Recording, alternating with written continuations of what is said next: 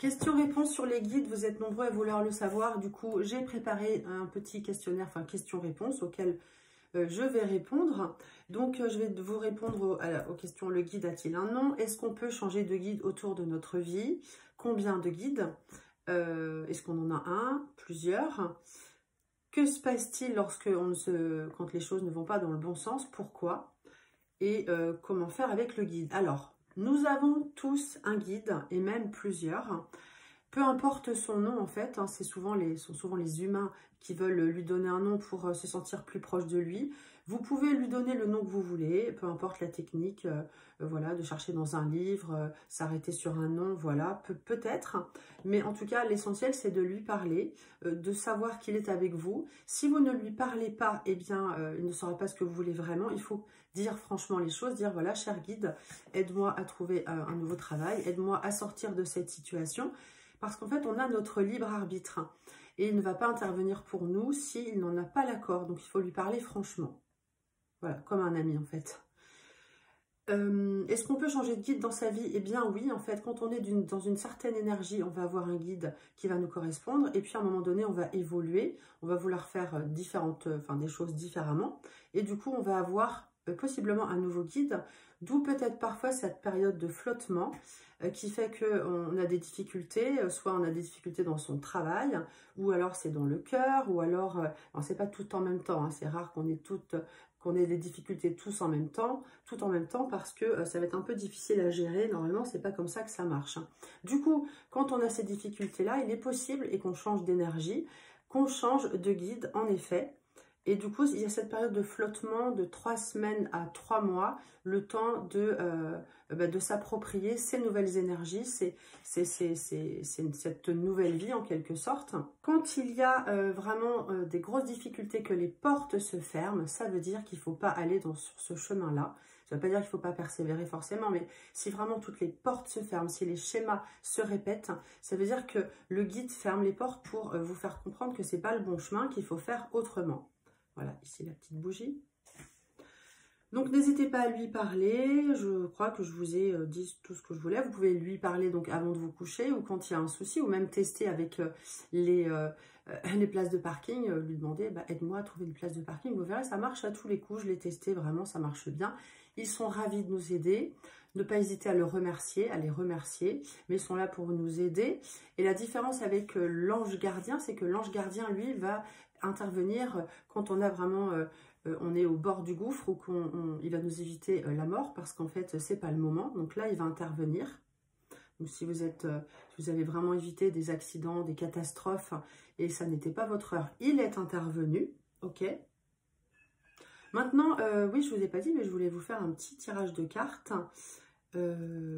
N'hésitez pas à me dire en commentaire ce que vous pensez de tout ça. Je vous laisse réfléchir à une question. Et je fais un tirage des cartes avec Mademoiselle Lenormand. Alors, Mademoiselle Lenormand, c'est un jeu que je propose en formation.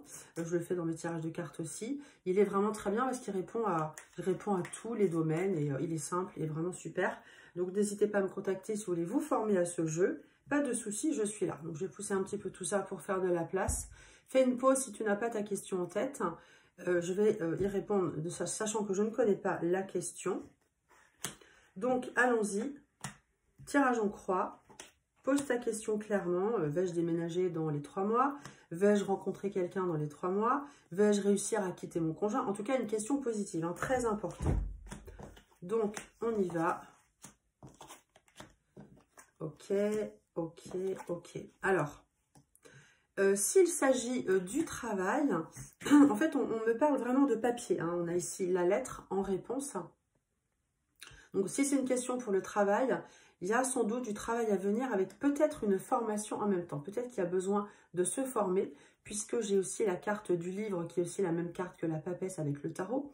Donc, on parle de formation, on parle de se documenter.